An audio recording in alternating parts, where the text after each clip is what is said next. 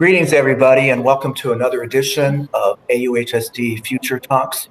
I'm your host, Superintendent Matsuda, and as our audience knows, this show is dedicated to careers, jobs, and what the future entails for our 30,000 young people and their families. We've been very blessed to have amazing speakers from education as well as business and nonprofit. Today, we have a very successful entrepreneur, someone who leads in the area of artificial intelligence, Mr. Joseph Zaki. Would you like to say hello to our audience? Hi, everyone. Yeah, thank you so much, Michael, for the opportunity. It's great to be here. So Joseph he is the founder and CEO of Loko AI, which is an innovative public safety firm. But before we get to that, I just want to ask Joseph, as I ask all of our guests, to share a little bit about who you are and what is your driving mission? Absolutely. Happy to give you some background. So I started in visual effects, spent 20 years in Hollywood at the very top of the visual effects industry. I had worked on over 30 films and very well-known films: Interstellar, Life of Pi, Spider-Man 2, and Pirates of the Caribbean 2. Those are the Academy Award-winning films I worked on. Also Game of Thrones and many, many advertising campaigns for Apple, Samsung, and many, many others. So I had a complete career on the content side and entertainment side of using computer graphics at the very highest level. And, you know, part of it was, as fun as it was, you know, it was limited in the scope of what I thought I was contributing to the world. And that feeling really became pronounced once the Route 91 festival shooting happened, and I had friends there. And then later I had, that was the one in Las Vegas, right? That was the one in Las Vegas. That was the big one at the end of 2017. And it was just so shocking that something like that could happen in America, and that you could get away with it. And it was just so shocking to me. So coming from the perspective of, I have a lot of knowledge, I have a lot of skill in this computer graphics world, can I use this knowledge and apply it to public safety? Really, you know, my intention was to use computer graphics to solve active shooter incidents. And is there a way that we can tap into surveillance feeds? Is there a way that we can create real-time technology to catch these guys before it happens or in the moment that it's happening, faster, to give better, response times and better tools to first responders? So it felt like a call, a higher calling, actually, because as I mentioned, working in Hollywood, as cool as that is, was very limited in what I felt I could contribute to the world. This felt like a much bigger calling to use that information and use that experience to do something really big. So now we started out, this aspect of, okay, active shooters and crime, but it has really expanded, honestly, from there. So we predicted this correctly, that there is a huge need for real-time technologies to observe, not just criminal incidences or these horrific kind of things, but very mundane things as well, that you could absolutely start to solve some of these big problems, automation problems that we're faced with insecurity and lack of manpower to secure places or to observe, anything truly. So we started out in security and really has expanded into all sorts of different fields. The mission of Loko really, it's always remained the same, is that we're here to provide technology to solve the hardest security, surveillance, public safety, and loss prevention problems facing the world. We really are mission driven, and the purpose is to give society better technology, to really push us forward as a society and as people, to embrace automation as much as we can, and really to solve some of these really difficult problems. One of the things that Joseph, you had mentioned is that trying to, there's massive amounts of data to make predictions about human behavior, right? There's massive amounts of data that's needed. And you had shared a new term with me called synthetic data. Could you explain what that is? Absolutely. So how we're using synthetic data is a term that is when you don't have, for instance, so I'll back up. How do you train a machine learning algorithm? So this is the very beginning of how you do this. You need data to train an algorithm. So in this era of machine learning, in this era of artificial intelligence, these algorithms have to be fed data in order for them to learn what to do. If you don't have good data, if you don't have any data, or you have imbalanced data, that will be reflected in the algorithm. So the observation early on was that, well, what if you have poor surveillance footage? What if I'm trying to train an active shooter algorithm on video surveillance, but it's grainy, I don't have a lot of it, it's hard to find. Who's going to give you this kind of data? Because it's, no one wants to give, active shooter data.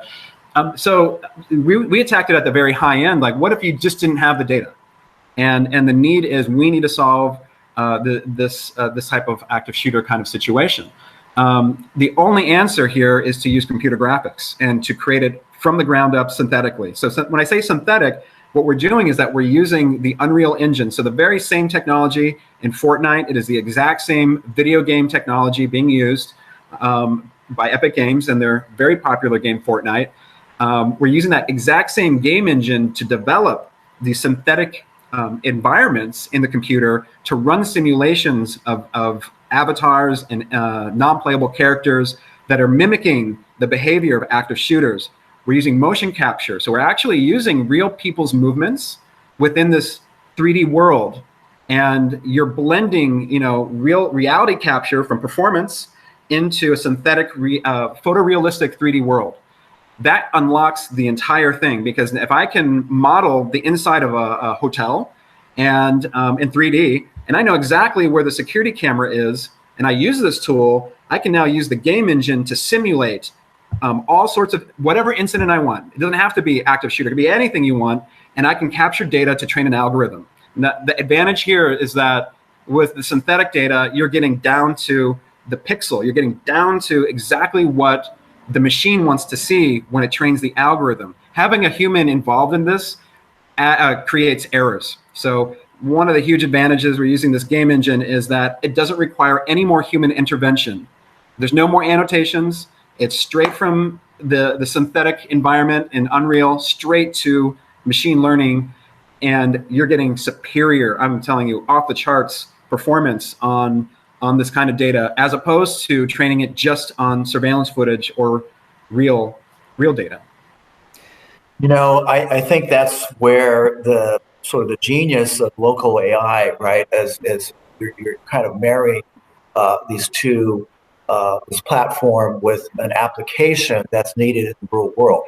And I think that's where there's a lot of excitement about this, because so far, I mean, as you mentioned earlier, to me, there's really no K-12, K-16 educational pathway to get there. And that's where we're creating an AIM partnership and a partnership with you folks on building that airplane while flying it. Could you elaborate on what your thoughts are regarding that? Oh, absolutely. Well, as a CEO, founder of an AI company, one of the most obvious things that you realize is it's really hard to find AI guys to do this stuff. It is a specialty. Mostly PhDs had the knowledge, and now you're starting to see other curriculums and other things pop up where you can grab very talented people who maybe they have 1 or 2 years of professional experience, but I mean, this is still an emerging field. And the PhDs were really the only people who had the real knowledge that's useful to create a company with. So you can't just download these algorithms off the internet and think that you have an AI company. That's a cop-out. You have to build the entire company from the ground up, and you really have to think about the future and how you're going to staff it and how you're going to plan for the future. So we found that the 4-year colleges simply don't have A, the curriculum, and B, they're moving way too slow for a company like us. I mean, in a few months, we can design algorithms that can replace people. And I hate to say that, we're not here to disenfranchise jobs, but we're adding technology that's so essential to make the humans better at what they do. And that's going to continue, because the benchmark for us is so high. Human lives can be lost if we're not careful. with how we train our algorithms, and that's why we take it so seriously, right? So when you're in this position, and I think I use the active shooters as a great kind of, it's not all we do, but I think it's a great topic to talk about, because it just shows the seriousness of how we approach the problem. That we knew that this had to be battle tested 24/7 in very challenging environments, outside in rain, you name it, night, day. I mean, you have to really think about how these algorithms are going to perform to really do the job, not just sometimes do the job. So to do that kind of stuff, it takes a lot of talent. It takes PhDs to get it started, but you can't maintain building a company with PhDs. I mean, you got to find people who can do the basic work. So the thing that we're doing that's different, and I think we're very lucky to have Epic Games and of course Anaheim School District as partners, is that we can use this game engine to accelerate that knowledge, to accelerate career paths, because it doesn't take going to Stanford or Berkeley now, or MIT, to get that AI experience. You can use these tools that you're familiar with, you're playing video games with, and that's the starting point to a lot of the jobs that we're building for the future at Loko. You know, my mind is spinning every time I talk to you, because you're moving at light speed compared to some of these institutions, and I think that the kids are going to respond very favorably once they understand what the opportunities are. So, you know, I like to ask, like, what other applications do you see besides in the security? And I know that's what your company's focused on, but I would imagine there's a lot of applications as this new way of using these platforms evolves. Oh, absolutely. I'll give you a great example in retail. So there's been a push for the automated checkout, shopping checkout stations at grocery stores, or you know, at your big box retailers, and they have a huge problem with you know, loss prevention and leakage, and also identifying objects. So the problem is, even if you had perfect video data of all your products, you simply can't keep up enough. If Tide decides to change the product labeling, now you've got to retrain all your algorithms to detect the Tide, because you used the you know, the data from the video.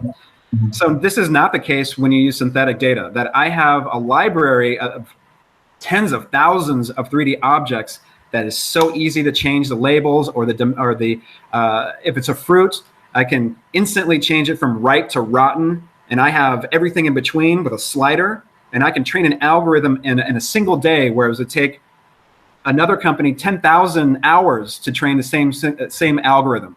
So what we see here using this tool is that it not only unlocks a huge market of potential, so retail, any kind of product, literally any kind of product, any kind of analytics about how people shop, so tracking human movements and what they're grabbing off the shelves, tracking that and understanding that behavior. All this stuff can be solved in the synthetic world, because it doesn't take the real footage to do this. We can simulate it and build algorithms rapidly. So you're going to see like an acceleration. You know, Loko's ability to create algorithms is on another scale of what the traditional AI companies can do, because if you don't use synthetic data, you just simply can't have this pipeline. It doesn't exist for you. So other applications, real estate, we can rapidly create, you know, visualizations and new layouts of internal spaces for occupancy or for fire evacuations. You can use it for so many things. I mean, yeah, it's literally endless. I could go on and on and on and on, but really, it's a game-changing tool, and if you're using it correctly, it literally touches every market, every major industry and market sector. We started, you know, the first customers that we got were on the government and defense side, so that was an interesting challenge, because again, you know, we started with the perspective that we need to create algorithms that are battle tested in the real world, and so taking that approach, we set a very high standard for ourselves, and now we're able to get into these other markets. You know, we're not, you know, fruit is not the same as solving an active shooter. So it becomes a little bit easier, right, to solve once you've already battle tested and done the harder algorithms. So I guess part of it is that we get better through the process as well as a company. We evolve with our customers and with the new opportunities, which is very exciting. So going back to our pilot that we hope to launch with you in the fall with real student interns, what do you see ideally as sort of the pathway of, and how built out is that? Yeah, so that's a great question. I mean, I just look back to myself when I was in high school and the things that attracted me, because I think I would have been the perfect intern for Loko. And so, really, I think it's a passion for technology that has to be there. There has to be just like an insatiable interest in all things that are happening in the field of computers and technology, and just a fascination with it, because that passion needs to be there. It needs to be really inside you to want to pick this stuff up. And then beyond that, because we're so specific with using video game engines and in the synthetic world, I think absolutely, if there's technical skills, or you're a really good Fortnite player, maybe you're too good Fortnite player, those skills can be somehow applied here. Absolutely. So what I'm looking for always is that passion, that driving passion that's just insatiable. The kid just jumps off, just they're going to go places because it's coming from within, it's inside them. But then also is like, how are you spending your time? Like, how are you advancing yourself using, maybe you haven't even realized you were using Fortnite in this way and developing skills? Because I bet there's a lot of kids who don't even realize, and a lot of parents that don't realize that there are valuable skills in playing video games that can be directly applied to AI. And this is what we're looking for. So I think part of it is the passion, and then of course the how much are you playing? Like, how good are you really with this the video game playing, and are you using it beyond just to escape, but you're really getting into it a little deeper, making connections on a deeper level. Could you describe what the Unreal Engine is? Yeah, so it's the underlying technology that drives all of the graphics and all the playability of Fortnite. That's the best way I could describe it. And so that technology is free to use, or if there's commercial licenses if you're a business like Loko, and it's really a platform for building these real-time worlds. So it's a tool. The simple answer is it's a tool. And where we came from, just to give some perspective of why this tool is so important. When I started in visual effects, everything we did was post-process and very slow. So very manual digital art, frame by frame digital art. You're rendering out frame by frame, and it's a laborious, long process to develop these photorealistic final images that you see on the screen. That's all changing with the real-time engine. So the Unreal Engine, they call it a real-time engine because it's meant for real time. I don't wait and render something, I don't cook it and then go back to my computer and check it out. It is there in front of me as I'm putting it together. And that is the big difference, that the hardware and the software have gotten to such a point. We're now at the point where the computer can do this in real time. It doesn't have to take a data render. It doesn't have to wait overnight. I'm seeing the results right in front of my eyes. And this has never been the case up until very recently. We saw this coming in the visual effects industry almost 15 years ago. We knew that GPUs and game engines would be the future. It seemed to happen faster. I think a lot of the reasons because the autonomous vehicles and the need for AI, machine learning. So you're seeing all the parallel industries being attached to this, and why it's so essential for synthetic data and using these tools to accelerate. You can't wait to build algorithms anymore. They have to happen on a pace with business. It has to make financial sense as a company.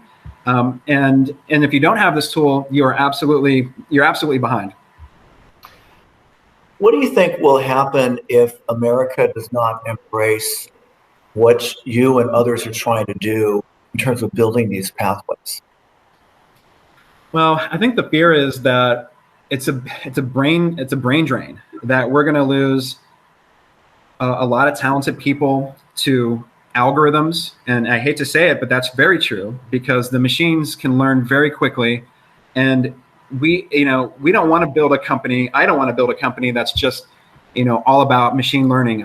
We want human beings that have feelings and thoughts and can build greater perspective for the future. So the fear is, we need people who can help build the future and help build our maybe I'll take that back. That's a hard one. As going back, Joseph, what I'm getting at is like other countries and other companies in other countries are moving, I think, quicker than we are in terms of capturing this moment, right? Yes. Here we are in public education, funded by the public and the government, and yet it seems to be focused more on traditional test scores, right? It's a 50 or 100-year-old model that's broken, and I would like to convey this sort of sense of urgency, for the country, right? And we need to partner with folks like Loko AI and Joseph Zaki, because otherwise I think America is going to be surpassed. Well, we absolutely. We kind of saw this. Unfortunately, I'm not here to make any political statements, but as the administration changed, we absolutely saw the impact on funding for certain DoD programs. That was all impacted. And so the fear is, of course, we're going to get behind. Our adversaries are launching cyber attacks every single day on this country.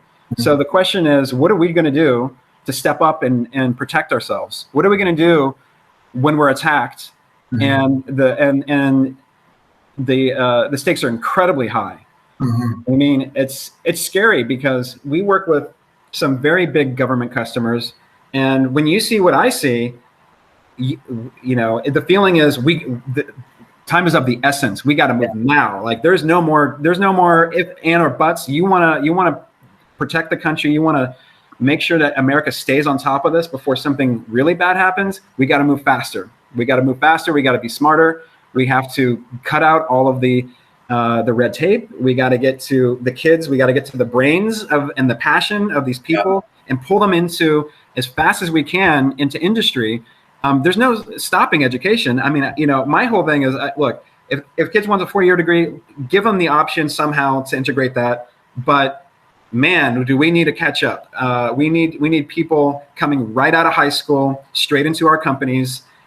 We need to nurture these students, maybe even longer, as we're identifying them, because they will become the workforce. How else are we're going to wait 4 years, 2 years for kids to come out and then you're going to choose? No, it can't happen that way. We need boots on the ground. We need teachers to identify these students immediately and say, these kids have the potential. Let's mark them now and put them in front of these programs and in front of these opportunities and see what happens. Because if we're not careful here, we're going to slip behind. Well, I love the way you framed it. The teachers becoming like scouts, talent scouts, right? And they need to identify that talent, connect them with folks like you and others that are trying to create more cohesive pathways for the world of work. Joseph, we're just about out of time, but is there anything else you want to say to our young people about preparing themselves for the world of work? Well, I would just say, really, the world needs you. The world needs you guys. The artificial intelligence industry needs you guys. You're using the tools when you play Fortnite that will build into careers. And we're looking for that talent as a company. So know that there are people out here who care enough, and we're here and we're stepping up to be present so that we can take advantage not only of all the blessings that have happened for our company, but also to give back and to make sure that we're doing a responsible job being stewards in our own community to really build the future correctly. So we've taken a different approach than most companies would, but this is the ingrained in the culture of our company, and it's the thing that you'll find as maybe the strongest thing about Loko is our culture, that we're here because we want to be here, and we're looking for similar people, and we want to build the future with people who love the country and are using the tools every day that you're already using that will be directly applied to a career in AI.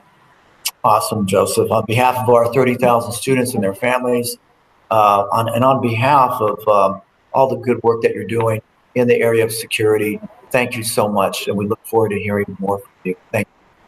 It's my pleasure. Thank you, Michael.